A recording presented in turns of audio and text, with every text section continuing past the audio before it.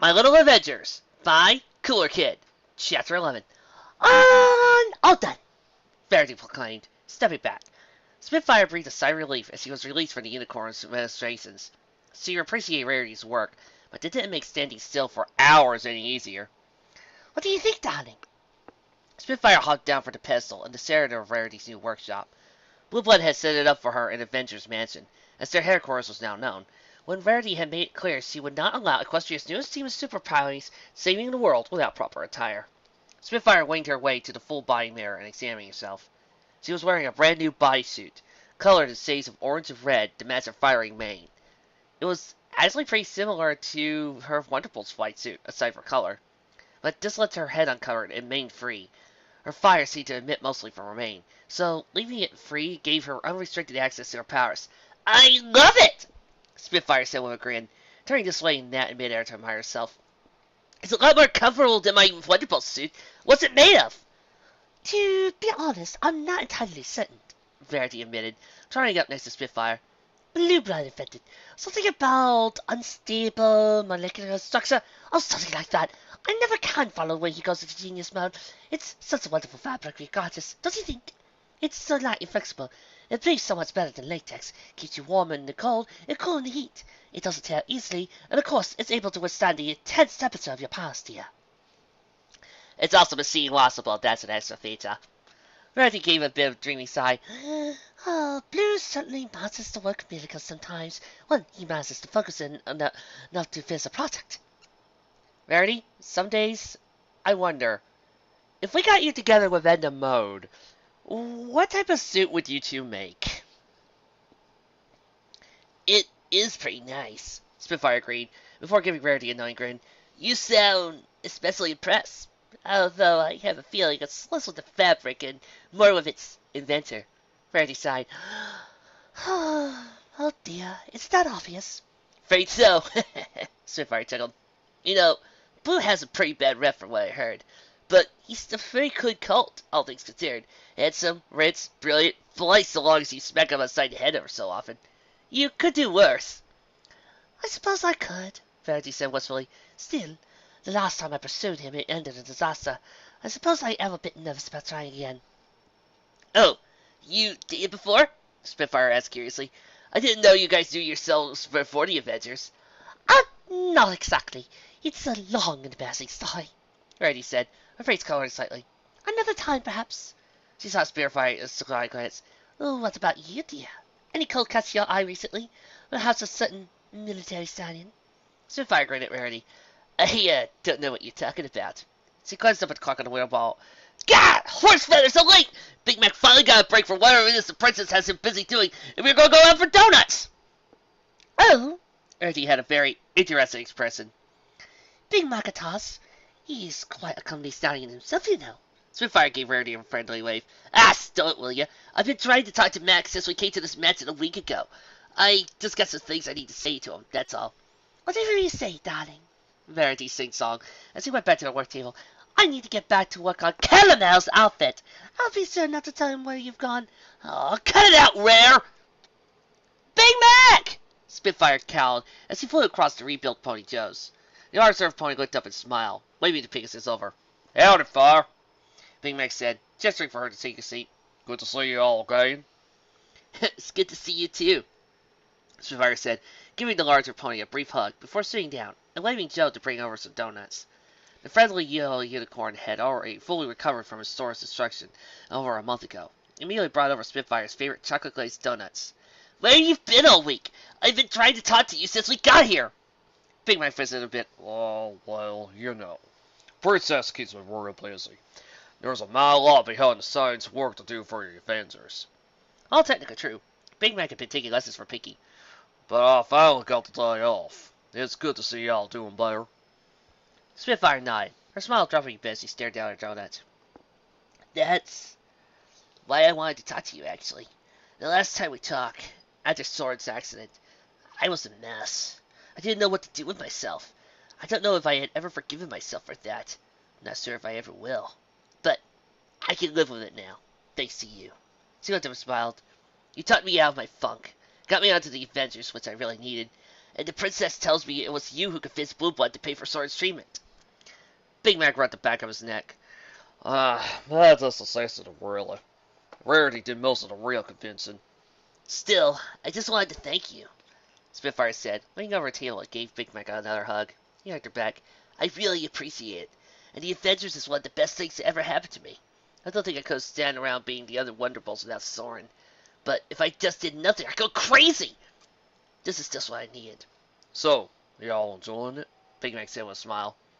How's the team? Y'all getting along? Oh, definitely, Spitfire said with a broad smile. You know Caramel, right? You said you used to work on the farm together? Yep. Good cult. Definitely, Spitfire agreed. He's a sweetheart, he really is. You don't make many cults like him these days. She had a strangely happy look on her face. Big Mac grinned. Y'all just be gentle with him, alright? Big Mac cautioned, though he continued to grin. He's like my little brother. Don't you hear him now, you got that? I'm sorry, I don't know what you mean, Spitfire said with a smirk, as he did to Rarity. She went up to the dad, but I promise, you don't need to worry. Good. Big Mac said with a nod. What about Blue Blood? I heard some pretty nasty stuff about that one. Yeah, so did I, Spitfire shrugged. Either it's just gossip or he's changed, because he's not that bad. Oh, he's still an insufferably pompous flight cult with more money than he can ever spend, more intelligence than he knows what to do with, and more ego than the other two combined! But he's actually pretty alright once you get used to him. You just need to smack some manners into him once ever so often, that's all. Big Mac tickled. Well, consider Rarity still hanging out with him after he did to her at the gala. Must be pretty charming. The gala? Spitfire questioned. You mean that disaster last year? Rarity was there? Yeah. I hit my story to tell, though. I wasn't even there. Big Mac shrugged. You also asked Rarity about it. Maybe I will, Spitfire said, more curious than ever. Anyway, what about that your new leader? Thor, right? What's he like? Big Mac couldn't resist. This was a unique opportunity to get an honest appraisal of what another pony thought of him. Thor? He's alright, I guess, Spitfire said with a shrug. He's certainly impressive in person. Really big. Even bigger than the princesses. And he's really inspiring. Like the princesses are. Just talking to him makes you want to go out and save Equestria, but... But what? Big Mac pressed. Well, he's kinda distant, Spitfire said. It's like he's some kind of natural force. Like a storm, really. Big and powerful, but really far away. She shrugged. I don't know. Whenever he talks, it feels like a speech. We've talked at least a dozen times, but I already feel like I know you better. And we've only talked twice! Distant? Big Mac wondered about that. He never even considered trying to make friends with Thor. Thor was a leader. A role Big Mac played, not an actual pony. A mask he wore. Maybe he should take off that mask sometime. He and Spitfire continued to talk for a better part of an hour. Muncie got almost a box worth of donuts. Apple cinnamon for Big Mac, chocolate glaze for Spitfire. Finally, Spitfire glanced up at the clock as he had to leave. We're having our first training session today, she explained, though Big Mac already knew. Blue's already been setting up Sister Gizmo to help us train, and it's finally ready. I better go meet the others. She gave Big Mac one last hug. See you around, Big Mac! And with that, she flew around in a blur. Big Mac just grinned, pulling Mjolnir from his saddlebags as he tried out the store. At his godly speed, he'd be there plenty of time to make it seem like he'd been there the whole time. Welcome to the danger field, Blue Blood said, or rather Iron Pony, as he was wearing his armor. Gradually, as the rest of the team entered the room. Room was something of a misnomer now. The enormous chamber was buried deep into the Blue Blood's manor, and it was easily twice as large as the grand dance hall in Canterlot Castle. It was spectacularly unimpressive from its size, however. A concrete floor, brick walls and a ceiling, a single large window adjacent to the one high on the wall. Does it look too dangerous? Firebird quipped. She was wearing the new uniform Rarity had prepared for her, and her mane was burning gently. She felt the fire was just as much of a part of Firebird identity as the outfit, and so resolved to keep her mane alight and well in the costume. Looks pretty boring, actually. Well, it's big enough for some combat training, I guess, Captain Equestria noted. Rarity had done a nice job with his outfit, a bodysuit of gentle blues and yellows of the Equestrian flag. It matched his seal and beret rather well, both of which he carried with him, and it had the sun and moon emblem of Equestria on the flank, where the cutie mark normally went. It looked really good on him, Firebird thought privately. But we'll need some equipment. No, we won't, Iron Pony said gleefully. This room is a special bunker designed to protect all of Catalan's nobility. I call it a stable. My ancestor who built this place was something of a bit of a paranoid, you see. The walls are thick enough to withstand the apocalypse itself, so if we can use our powers without worrying about damaging anything, especially you, Lord Thor. Thor nodded, privately wondering just how accurate that statement was.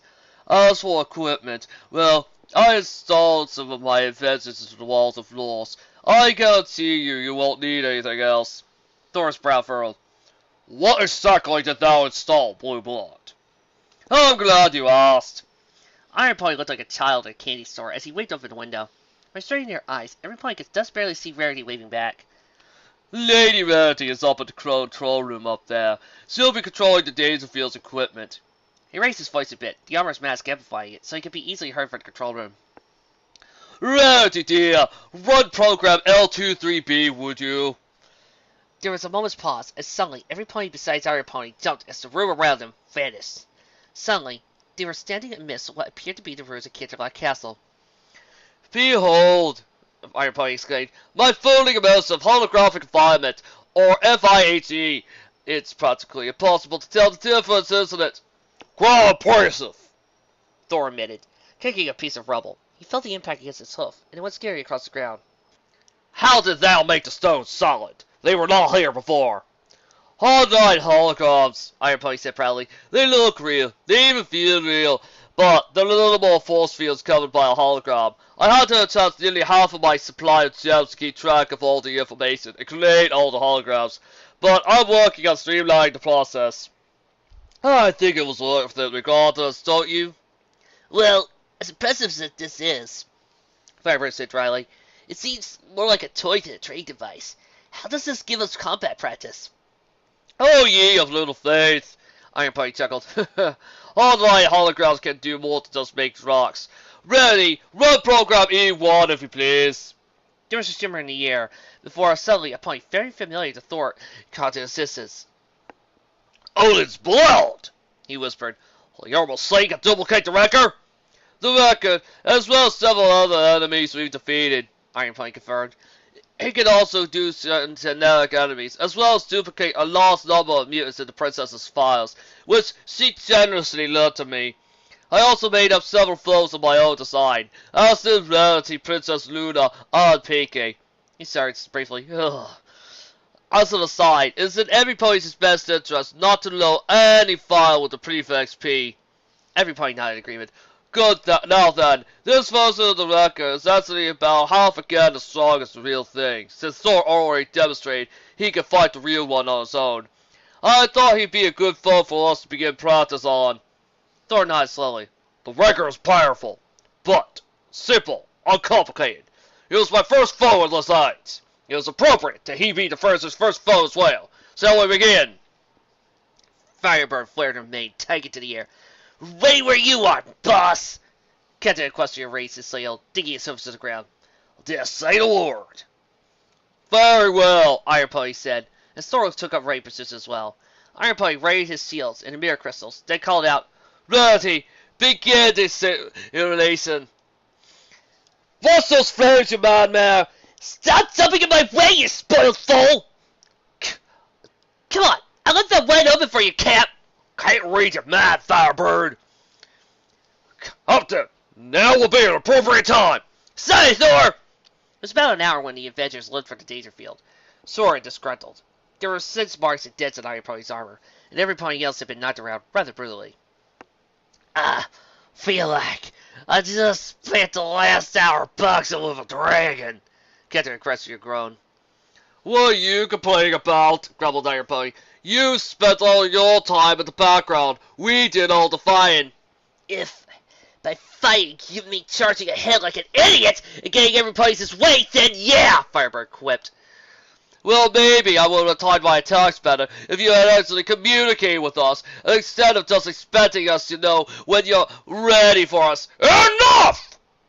Every pony stopped arguing as Thor's deep voice reverberated throughout the hallway. We're all at fault, myself included. I am accustomed to working with ponies with an instinct for battle, which you three have not had time to develop. You do not know yet the basics of teamwork. He turned to Firebird. Firebird, For many years you led a group of ponies who you knew perfectly, and who knew you, and would follow your lead. You do not lead here, and we do not instinctively know what you plan as your fellows from the Wonderbolt's mount. You must communicate with us, and be willing to adapt your plans to the actions of others. He turned to the younger prince. Iron Pony, you are so eager to prove yourself, so focused on your own goals, you disregard your fellows. You charge ahead, unheeding of the danger you cause to yourselves and allies. You must take care of the known directions, so you can work better as a member of the team. Finally, he turned to Caramel, who was looking sheepishly embarrassed. Captain Equestria, in many ways you are Blue Blood's opposite. You are too cautious, too patient. You wait and wait, too afraid of a failure to take a risk. You cannot fear failure. When you see an opening, you must seize it. Thor looked at each in turn. We must learn to work together, to trust each other, and work as a unit. Do you all understand? Slowly, all three of his teammates nodded. Good, he said with a nod. Then I'll think one more round in the field is in order. The team groaned, their shoulders slumping. They all turned to re-enter the danger field. Suddenly, Firebird gave an alarmed yell and collapsed to the ground. In moments, Caramel was by her side, pulling the mask off his costume and tried to help her up. Spitfire! Spitfire, are you okay? Are you hurt? Spitfire did not answer, save for a low, quiet moan. Her eyes had gone blank, white, a strange mist obscuring her pupils. Thor put a hoof on Caramel's shoulder. Hold, Captain! Firebird's successful to receiving omens of the future. So you may be receiving a vision as of now. Caramel gave Thor a worried look before turning back to Spitfire. After a few tense seconds, Spitfire gave a sudden start, her eyes returning to normal as she tried to bolt upright. Her lace gave way, but Caramel caught her before she could collapse. Easy. Are you alright? He asked. Yeah, I'm fine, Spitfire said, panting. I had a vision. See like Caramel held her to her hose. What did you see? Iron Pony asked cautiously. Spitfire took a deep breath. I saw Manhattan. She turned to Thor. We have to go there, now! Why? Thor asked urgently. What does he all say? Spitfire shuddered, and Caramel held her tire. Flames! I saw all downtown Manhattan in ruin and flames. I don't know how, don't know when, but I know it's going to happen soon, unless we go and stop it right fucking now! Chapter 12. Gilda's head hurt. She stumbled through the streets of Manhattan like a drunk. Ponies scattered to keep her out of her way. Gilda barely took notice. She had an apartment nearby. If she could get there, she could collapse on the couch, sleep off whatever it was that was making her head hurt so much. Manhattan was right in the center of Equestria, just under a day's travel from Canterlot, so a griffin wasn't exactly a common sight. Gilda felt the stares of every pony on her as she stumbled past. She could practically taste their disapproval. She could swear she could even hear their thoughts. What's a griffin here? Is she drunk? What does she want? Stupid ponies. Why did she care what they thought? She was better than them. Cooler! Yeah, she was cool. Had to remember that. It was important, so she couldn't remember why. She was finding it hard to think at all. Stars above her head was pounding. Griffins could be in charge anyway. What kind of messed up world was it when a country ruled by Pryde was the strongest nation in existence? Of course, ponies hadn't been Pryde for thousands of years. Having a pardon goddess who could have very active love and affairs tended to help with that. But they should be. All those little ponies running around, judging her. She wanted to destroy them. All of them. Even Rainbow Dash. Especially Rainbow Dash. That traitorous, dorky, flip-flopping dweeb. The more Gilda thought about it, the more attracted the idea came. It was a high time she reminded all these lame ponies who the dominant species was. And she could do it too. Ever since that flash of light a month ago, Gilda had been different. At first, she thought she'd become some kind of freak. But now she knew better. She was better than them. It was time to prove it. Gilda got to her apartment and let herself in, struggling with the key for several moments before losing her patience and breaking the door down. Security just didn't seem all that important right now. In the center of the small room apartment was a suit of armor. It was big and bulky, and it looked like it was designed to fit a griffin. Gilda's headache was getting worse, as she could hardly even see straight now, much less think. Without even realizing what she was doing, Gilda began pulling the armor on, covering every inch of her exposed hide with this metal armor. Normally, it would have been too heavy for her to even consider flying in it, but that wasn't an issue anymore. And as he put on the large helmet that came with the armor, Gilda felt her head clear. Her headache vanished, replaced with a beautiful clarity. Ever since that debacle in Ponyville, her life had gone downhill. She couldn't hold a job. No pony here even wanted to approach her, and she couldn't go back home. She'd been associating with ponies for far too long. There was only one thing left to her now. Revenge. Revenge on this whole stupid society of separating little ponies. It was all so obvious to her now. She wondered why she hadn't thought of it before. With a single powerful thrust from her hind legs, she launched herself at the nearest wall. The brick and plaster proved no barrier to her, crumbling as she passed through it like tissue paper. Gilda hit upon the open air, opened her massive armored wings, and soared out to rain down terror upon the idiotic dweebs. Back in her apartment, Trixie dropped the invisibility enchantment that hid her, and watched her latest victim as she flew away. Griffiths had natural resistance to enchantment, unfortunately, but nothing she couldn't handle. The beast was violent by nature anyway. It had been a long but relatively simple process. Now all that was left to do was wait. Trixie allowed herself a small triumphant laugh, before she teleported back to meet her master. There was no pony left but herself to go to, but that was okay. Trixie was the only one who could truly appreciate her brilliance anyway.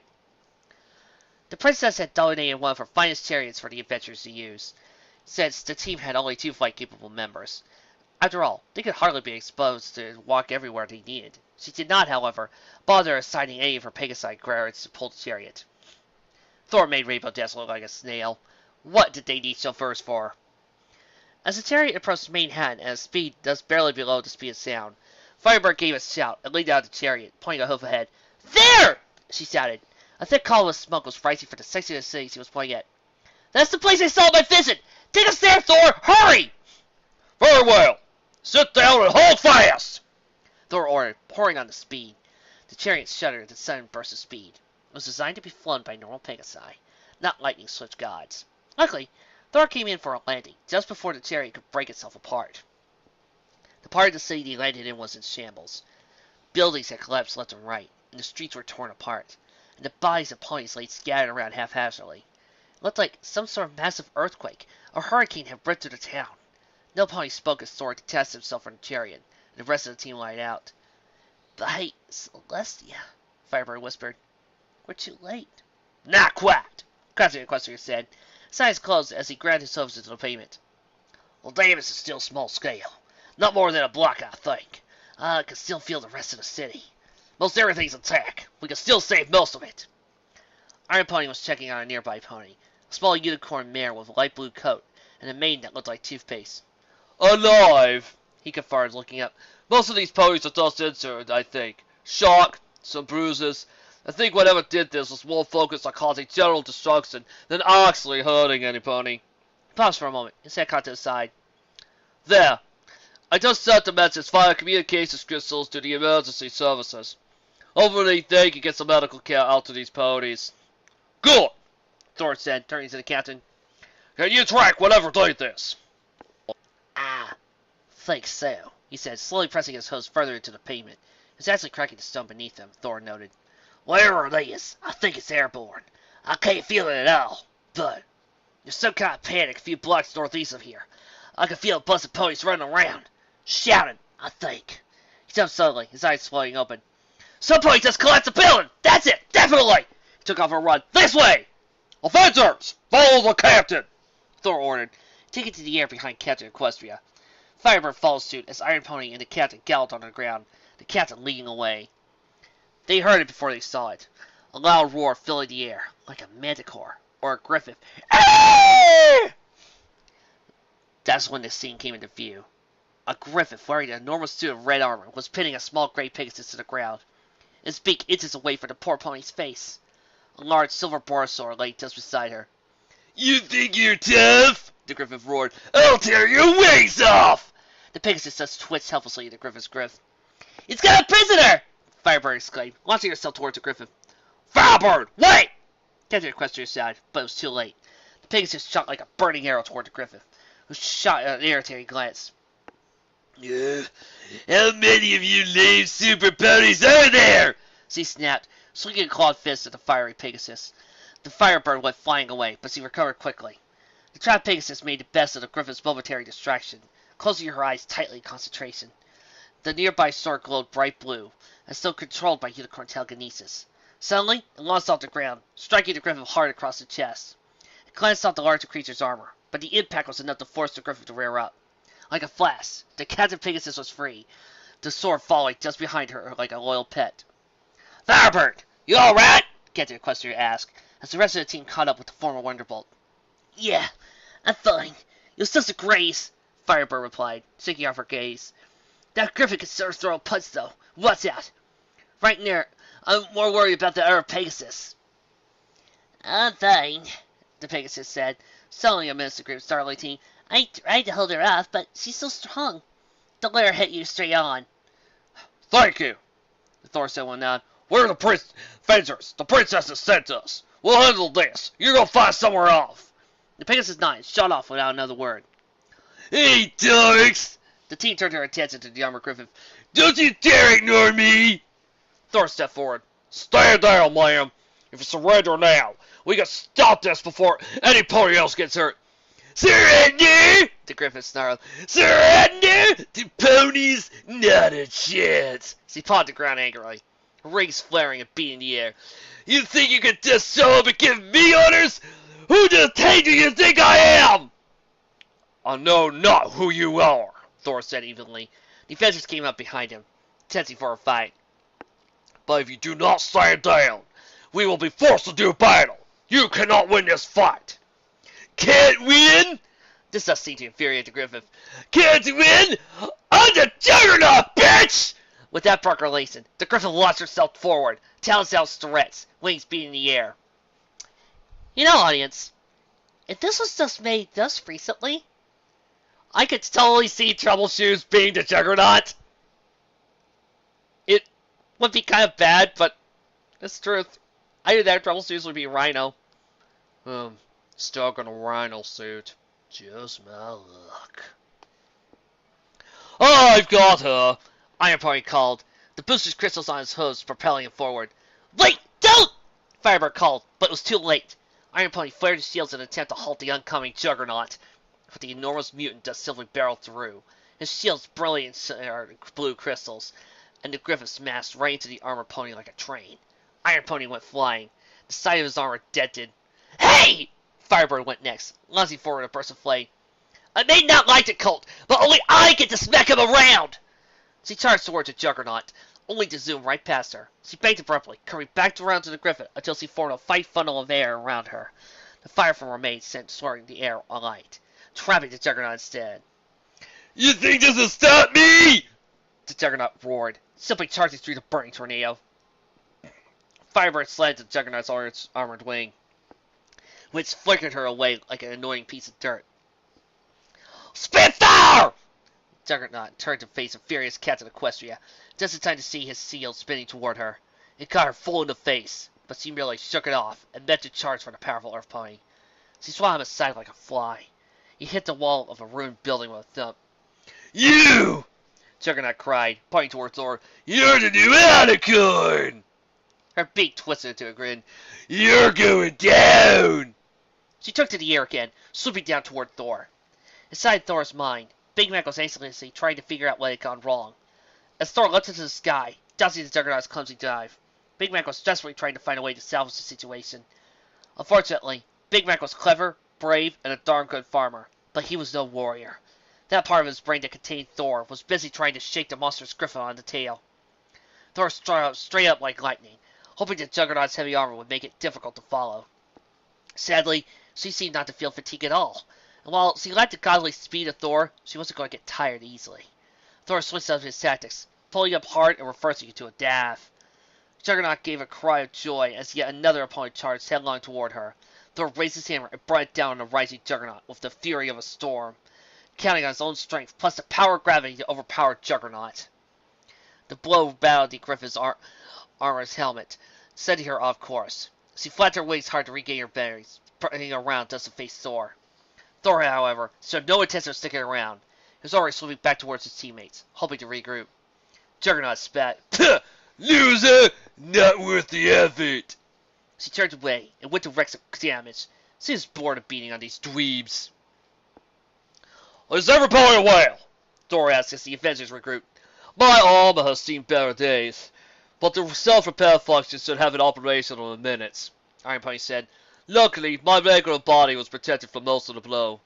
Yeah, I've been better, Captain Equestria mumbled. Big Mac of Radiance expressed it perfectly. It was the same face he wore after losing the grain seeds, or breaking the plow, or some other screw-up. This had been his big chance, and he blew it. Sitting here, feel like I just crashed into a mountain, Firebird said, flexing her wings. The Griffin is strong. I hate to say it, but we made it out of our league here. Captain Equestria looked like he almost agreed with her, and the Iron Pony said nothing, his face hidden behind his helmet. No! Thor rumbled. If we cannot defeat this foe, then what chance do we have against the lads of Loki? We can defeat this Juggernaut, but we have to work together as a team. When we charge our heads singly, we cannot hope to stand against a foe like Juggernaut. But if we join our strength into one, then no force on Equestria can stand against us. Captain Equestria nodded slowly. First thing we need to do is get Juggernaut out of the city, he said, a thoughtful look on his face. It's hard for us to fight when we have to worry about civilians getting caught in the crossfire.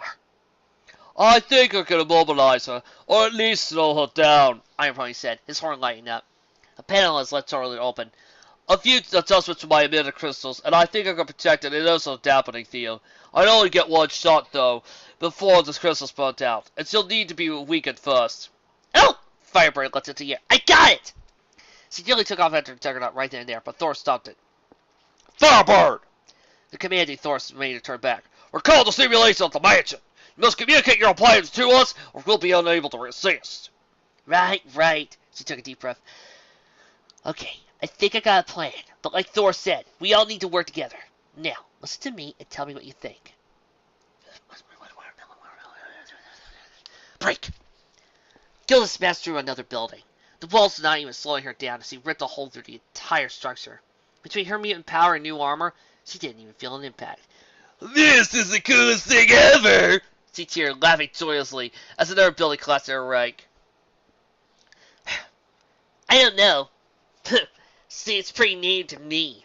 Gilda snapped her head around to see that fire Pegasus that had been beating up earlier hurry behind her. I mean, just knocking over buildings? Is that it? You're like a fool throwing a tantrum. Gilda growled as he turned to face the annoying little freak. You stupid or something? That last beating should have taught you not to miss a thing. Beating? Is that what it was? Pegasus asked nonchalantly. I thought it was a massage. That's it! You're dead! Gilda launched herself at the flying pony. Gotta have the Catsy first! The Pegasus flung about and flew away like a coward. Gilda gave chase, her huge wings pumping fiercely to keep up. Up ahead, the Pegasus turned back a moment and shot a burst of flame at Gilda. She ignored it. Did that idiot really think that little fire would slow her down? Gilda continued to give chase, flapping her wings frantically to keep up with the much faster Pegasus. The only reason she hadn't lost her yet was because the idiot kept turning around and hit her with a stupid fire blast. It didn't hurt, but her armor was getting uncomfortably hot. Hold still, you little dork! Gilda snarled, trying to swipe at the very Pegasus. She simply spun away, laughing as he dove down toward the street. Gilda followed, fiercely trying to land a hit. Not a chance! Gilda stuck out her tongue teasingly. Now, Cap! Before Gilda could figure out what she meant, she fell away on her back. Okay, Caramel. Deep breath, Caramel said quietly, as he was hidden in a small room in a tall office building that had, so far, been spared to the destruction that was spreading throughout downtown Manhattan. Firebird, Spitfire, hadn't wanted to give him this job. It was dangerous, and likely to get him hurt. It was way outside his comfort zone. Caramel insisted, or rather, Captain Equestria insisted. He wasn't weak little Caramel anymore. The little fool who screwed up everything. He tried, and needed somebody to hold his hoof for everything. He was Captain Equestria, the brave and powerful hero of Equestria. It was time he got out of his flank and proved it. Trying to impress Spitfire may have factored into this assistance slightly. Caramel stiffened as he felt him coming. Spitfire, no, Firebird. Call her Firebird while on duty. Whenever Juggernaut close to the ground, he could feel her powerful wing beats pushing against the ground. Caramel forced himself to relax. Captain Equestria led from the 10th floor window directly onto the back of the enraged, super-strong mutant Griffin wearing red-hot armor. Yeah, Caramel wasn't too thrilled with that part of the plan. He was surprised at how easy it was. His hands' reflexes made grabbing hold of Juggernaut a simple task. but it took a moment to wrap his forelegs around the massive mutant's neck to keep from falling off. The red-hot armor burned him, but Captain Equestrian earned it. A lifetime of misfortune had made him more than accustomed to pain, and that was before he became Captain Equestria. Some burning was a small pace of Pryde to take this villain down. What the? The griffin bucked beneath him. Get off of me, dweeb! She tried to throw him off, spinning about violently, trying to shake him loose. Caramel hung on grimly, raising his shield. Not happening! He growled. He brought the shield onto the clasp, connecting the helmet to the rest of the armor. While the armor was strong enough to resist even Thor's incredible strength, the extreme heat had weakened the seams and joints to the point a few good hits from Captain's shield knocked the helmet loose. The heck you think you're doing, loser? Juggernaut asked, turning her freed head to glare at the young wine passenger. You think you're tough just because you knocked my helmet off? I don't need to prove I'm tough. I just need to take you down, Captain Equestrian replied, raising his shield. Pucker up! Juggernaut was monstrously strong, even withstanding Thor's mighty hammer strike. Without her helmet, however, she had the same weakness as any living creature, the neck joints. He smashed the enchanted shield into her face, disorienting her long enough for him to drive the edge of the shield down to the massive unprotected neck with all his might. Juggernaut screamed, her wings flailing about wildly. With her wings out of commission, she dropped out of the sky like a stone. Just before impact, Captain Equestria let clear. Now, our pony! He cried as he landed solidly on the pavement. Already, Juggernaut was rising to her feet. A hip-hitched whine came from a nearby pile of rubble. Prince Blueblood stood very still, hidden by the convenient pile of rubble Firebrand had found for him.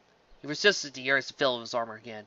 The inertial dampening steel was close to operational as it was going to get, without a visit to his lab and access to his tools. After this, he thought he was definitely going to add the field to his arsenal properly.